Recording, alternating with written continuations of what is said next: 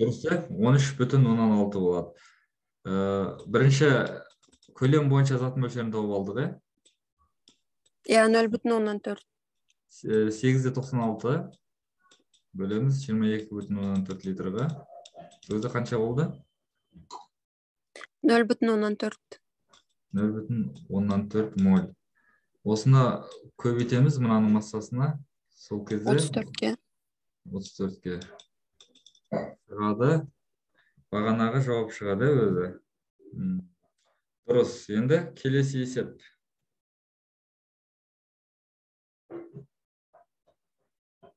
13,6 болды ма? Қанша болды? 13,6. Дұрыс, 13,6 грамм болады екен.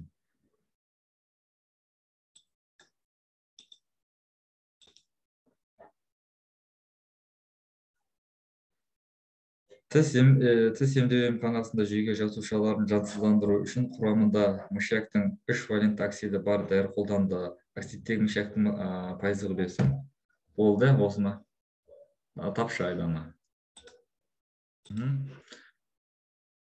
Ал енді келесі есеп шығарайық.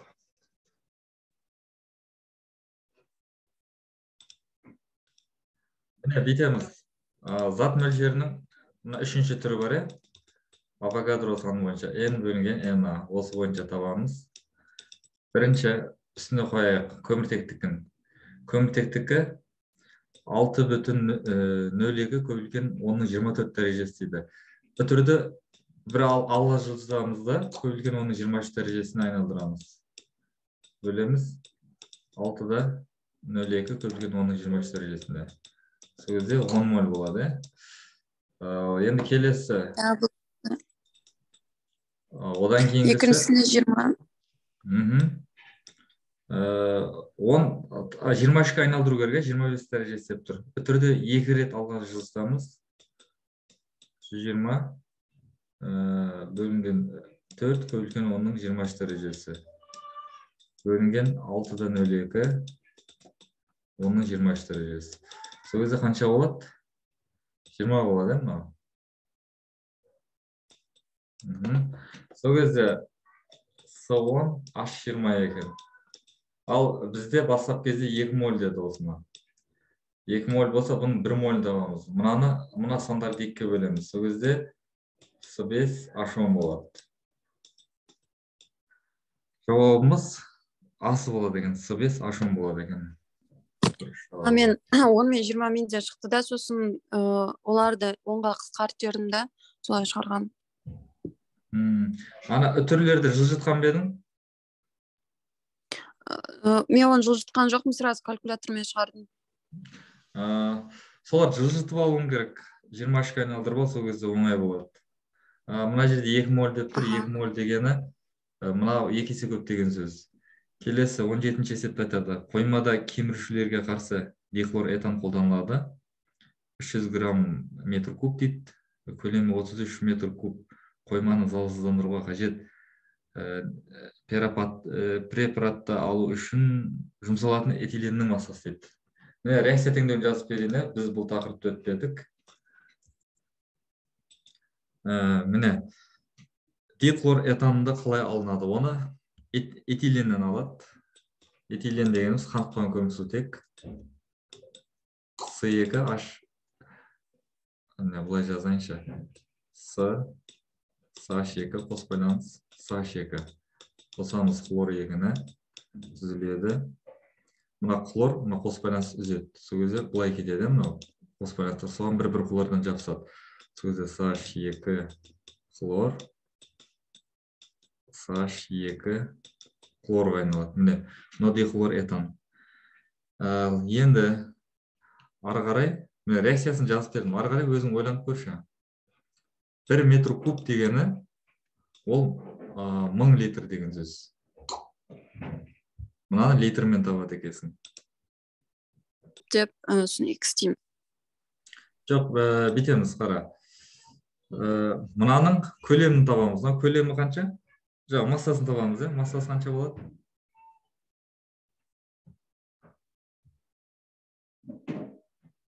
Мына жерге бізге көлем керек екен. Так, үстіне қоямыз. 91 деме ма? 300 грамм метр кубты алайық. Мына 300 грамм метр кубым бар ғой, неге кетеді екен? 33 метр куб қойманы зарарсыздандыруға. Мына литрмен беріп тұр көлемнен. Сондықтан мына жерге 22,4 литр дейміз. Мына жерге массаны қоямыз. Мына жерге x грамм дейміз. Мына жерге мына массасы қанша болады? 12-ні қосамыз, 12-ге 24, сосын 26, 28 болады. Қателеспесем, 28 грамм. Ал енді осыны есептеп көрейік.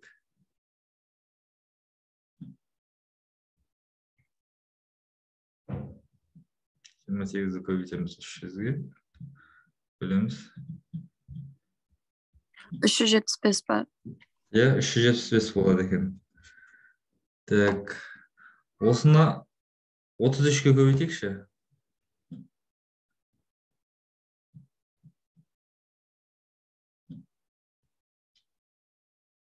Он 2,375. Мынаны бар ғой, 300 грамм метр кубты көбейтеміз 33-ке. Сонда 9900 болады. Осыны көбейтеміз да мына 28-ге, сосын 99-ға бөлеміз массасына. Бұл кезде x тең 2800 болады екен. Міне осы жауап. Енді кел, мынаны жазып ал, Айдана. Скриншот жасап алдым.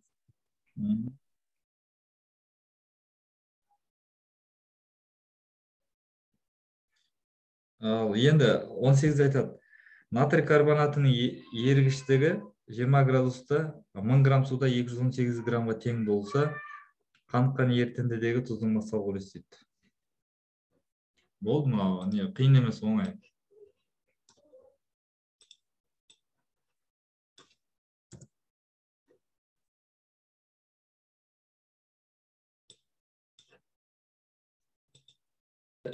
Он жетіде 9 болды ма? Қалай шықты 17-де 9?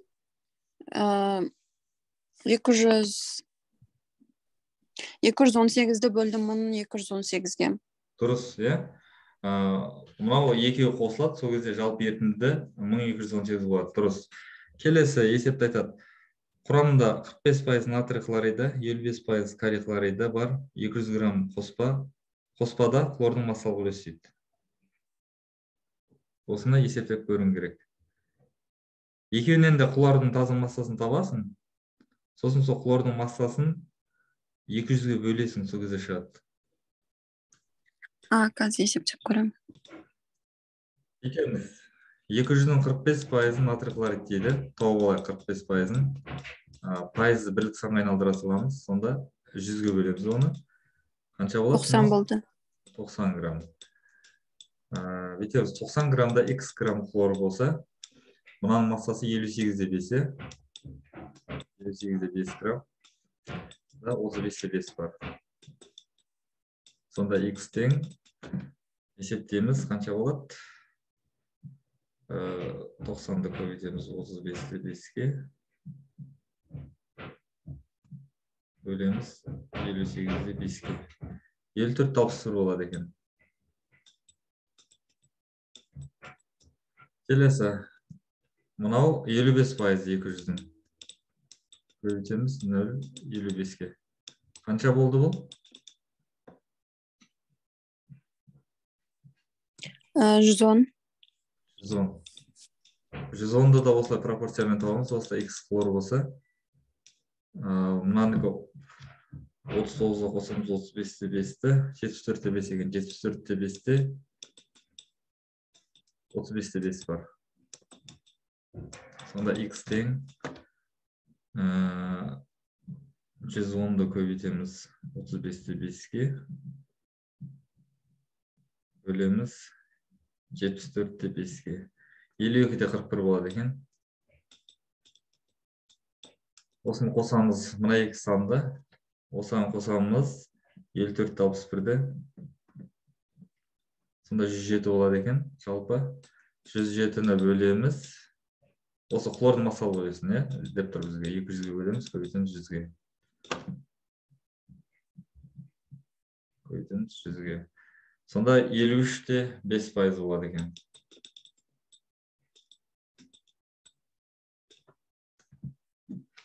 Осы жауап болады екен. Асы болады екен, дұрыс жауап. Скрин етіп ал. Осындай тауып аламыз ғой, пропорциямен құрып кетеміз. Аха, түсіндім. Келесі ара балының тәтті болу себебі. Оның негізі тәттілерді орынға қоятын болсақ, ішінде бірінші орында бал алады екен, екінші орында сахароза дейді, сосын глюкоза, лактоза солай кете береді. Не үшін деп ойлайсың? Өйткені бұда фруктоза бар. Бұны өтпедік біз. Сонда да айтып кете салайын. Неде глюкоза, сахарозада мынада альдегид тобы болатын болса, ал бұда балда кетон тобы болады екен. Мынада кетон тобы деген бұлай орналасады.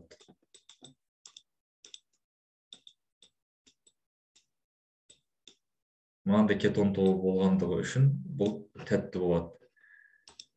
Ал сахарозада ондай жоқ. Келесі. Мына 21-ші сұрақта айтады, күшті орташа әлсіз электролит дейді. Күшті электролиттер деген диссоциациясы 30%-дан жоғары болу керек.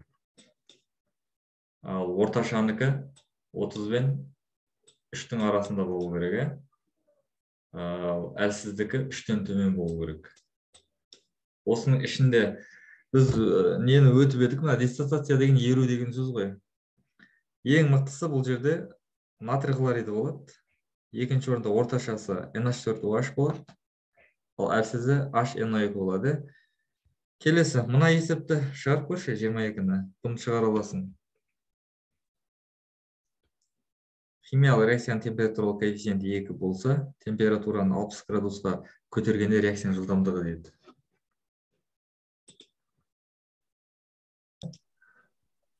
Қалай шығардың, айтшы? 60-ты 10-ға бөлдім, сосын 2-нің 6-шы дәрежесі 64. 2-нің 6, дұрыс, 64. Жақсы. Бұл тақырыпты жақсы түсінген екенсің. Келесі, 23-те не дейді? Мыс концентрлік күкірт қышқылымен әрекеттескенде түзілетін газдың мөлшері, көлемі және массасы дейді. Күкірт қышқылы екіге бөлінеді, қою және сұйық болып. Сұйығы кәдімгі қышқылдар сияқты болады. Кәдімгі қышқылдар қандай қасиет көрсетеді.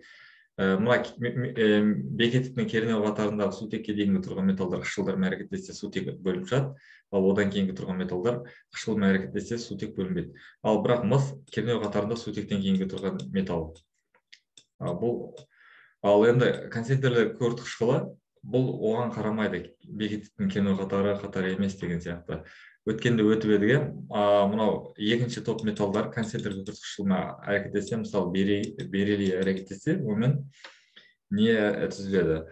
Ода SO2 түзіледі, одан кейін магнийден H2S түзіледі, анадан тек S түзіледі деп едік.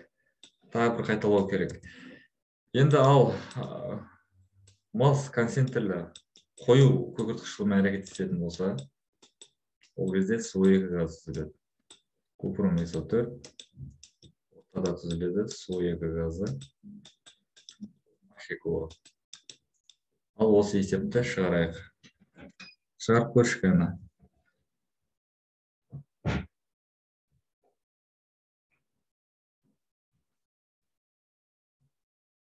Теңестіру керек бізге. Бірінші теңестіріп алайық.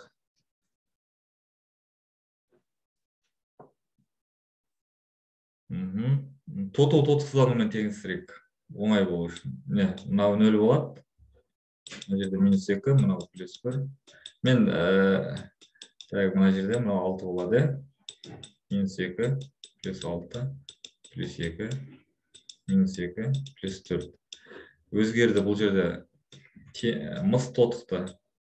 2 электрон берді. Ал күкірт тотықсызданды. 2 электрон қосып алды. 6-дан қосып алды 2 электрон. S плюс 4-ке дейін. Міне 2, 6. Ортақ бөлім 6. 6-ны 2 бөлеміз 3. Мынаған 1-ден, е? 6 емес, мынау мен қателестім. 2 екен ғой.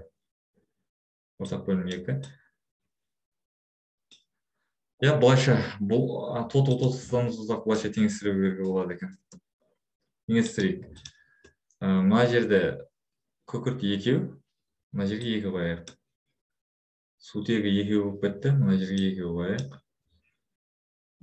Оттегі 8 болды. Бол теңесті. Я ары қарай өзің орындай бер, айтылма. Бұл жерде газ SO2 ма? Я SO2. Сен айтып тұршы, мен жазайын.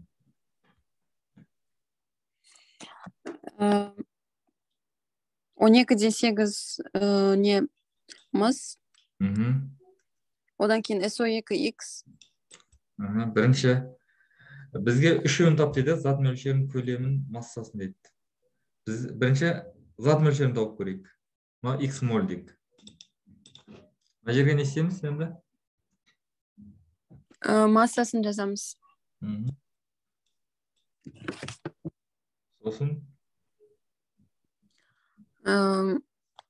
SO2-ның массасын жазамыз да, сосын пропорцияны шығарамыз. Иә, 34. Жақсы, сен шығара бер, сен вариантын тапшы. 3 дұрыс жауап бар бұл жерде. Мынау масса, грамм деген масса деген сөз. Сонда қанша шықты осы жерде? 12-де 8. Иә, 12-де 8 болады, дұрыс. 12-де 8 масса. Енді зат мөлшерін табамыз. Мынау X моль. Мына жерге неше моль қоямыз? Біреу. Иә, 1 моль. Сөзі қанша моль болады?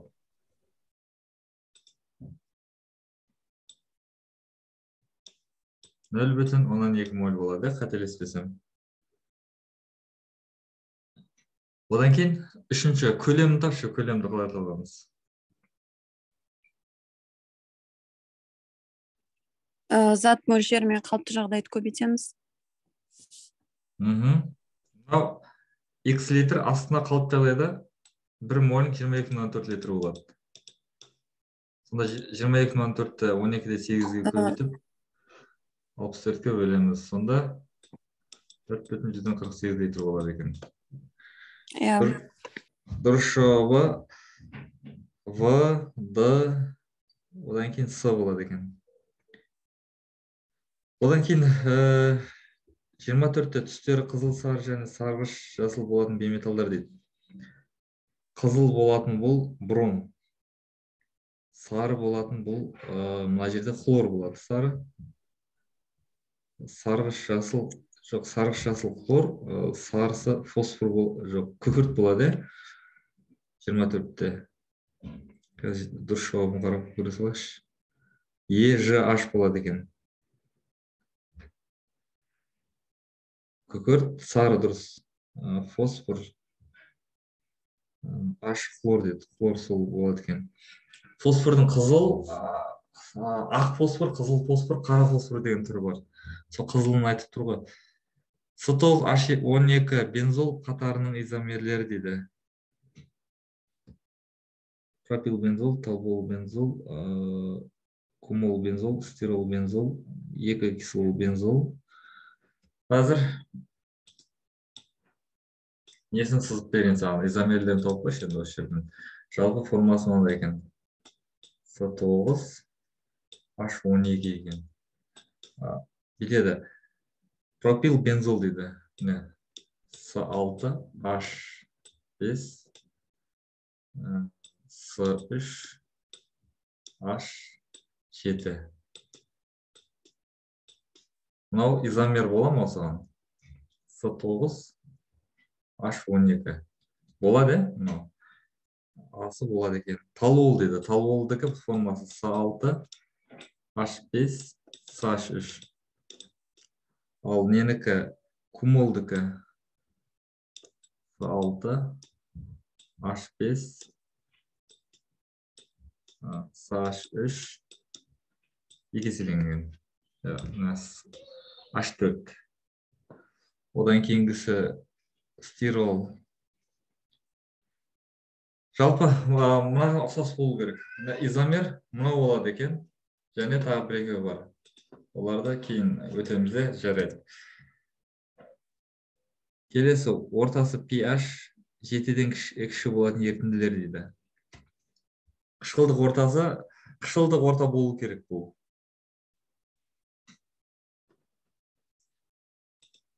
Қышқылдық және сілтілік орта дегенде мен көрсетейін. pH егер 7-ден кіші болатын болса, ол қышқылдық орта болады.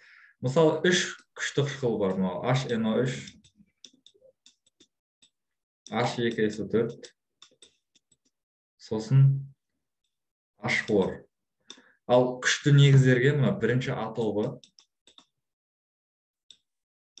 екінші А тобындағы бериллий мен магнийден басқалардың барлығы күшті негіздерге жатады.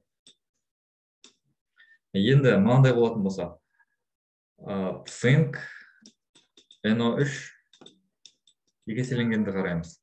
Осы жерде мынау қандай ортаны көрсетеді? Мынау қышқыл қалдығы күшті ма, жоқ, негіз күшті ма осы жерде? Мына жерде қышқыл қалдығы күшті. Мынаны ажырататын болсақ, мынандай түзіледі. Цинк OH екеселенген және де HNO3. Мына жерде қышқыл күшті болғандықтан орта қышқылдық болады бұл жерде. Демек, мына жерде pH 7-ден кіші. Қышқылдық болады, асы болады. Дұрыс жауап. Келесі калий хлорды қараймыз. Мынау калий күшті негіздерге жатады. Бірінші А тобындағылардың барлығы күшті дедік. Мына хлор күшті қышқылдың қалдығы. Бұл бейтарап болады екеуі де. Жатпайды. Келесі натрий хлор қалай болады? Қышқыл қалдығы қандай? Күшті қышқылдікі. Мына негіз күшті негіздікі. Бұл бейтарап болады. Одан кейін калий 2SO3 қандай ортаны көрсетеді? Ажыратшы осыны.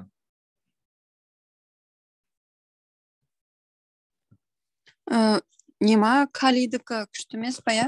Иә, калий күшті негіз.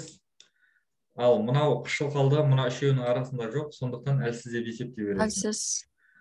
Орта негіздік болады. Бұл pH-тан жоғары. Негіздік ортада лакмус көк түске өзгереді. Қышқылдық ортада қызыл түске өзгереді. Өткенде айтып едік. Енді алюминий хлор үшінші қандай болады? Қандай орта көрсетеді бұл? Әлсіз. Қышқылдық па, негіздік орта ма? Қышқылдық. Дұрыс. Өйткені қышқыл күшті. Мынау алюминий бірінші А топпен, екінші бериллий мен магнийдің кейінгілерінің арасында жоқ. Қышқылдық дейсің. Осы жатады. Одан кейінгі натрий 2SO3-ті қарайық. Бұл қандай ортаны көрсетеді? Негіздік.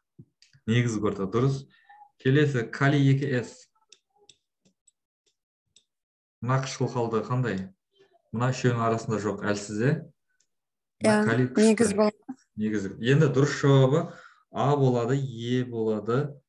Одан кейінгісі А, Е. Тағы қайсысы бар еді? Асы бар, Есі бар. Ж бар екен, Ж. Феррум SO4-ті тастап кетіппіз ғой. Феррум әлсіз негіз, SO4 күшті қышқылдың қалдығы. Осы болады. Дұрыс жауаптар. Жақсы, енді келесі. Көлем 200 мл суда 40 грамм тұз еріткенде түзілетін ерітіндінің дедек тұздың масал үлесі. Мынау оңай екен.